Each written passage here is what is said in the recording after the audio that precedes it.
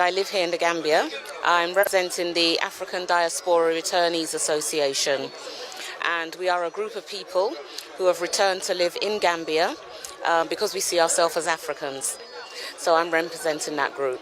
Why did you make the decision, knowing that Africa has a history of political instability, history of backwardness in terms of economy, corruption and all that? You left the life that you lived in, probably in the Caribbean or in the UK or somewhere in America, to come and live in the Gambia.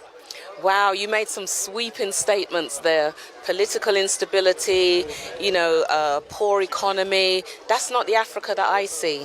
That's the Africa that the BBC and the CNN tells us about. Africa's our home as black people, and we have to make it what it is. If you think the West was paved with gold, it wasn't. I was born in the UK, but I was always made to know I was never accepted there as a black person. So you see the difference. Even though I was born there and I should be able to say, yes, it was wonderful there, but it wasn't. The discrimination is still there. My parents faced it in the 60s. I faced it, as I was growing up. My children are facing it. It's not changing for us.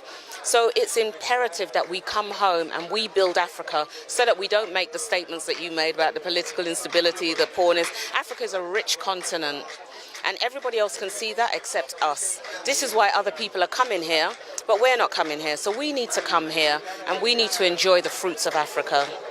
How do you adapt to a country that struggles a lot economically, and even when it comes to basic necessities like food, water, electricity, the on and offs of electricity? You've been in the UK all your life and you've not experienced such kind of things. How are you going to adapt in the Gambia?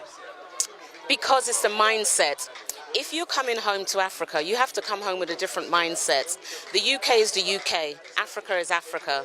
And if you want to live here and be part and parcel of the fabric of Africa, you have to adapt.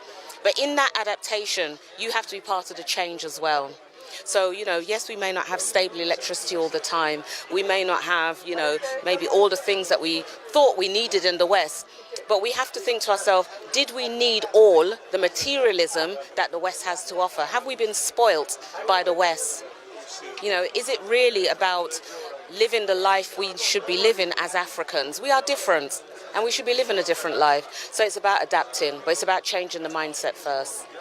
You look like one of us. Do you feel at home when you came to Gambia?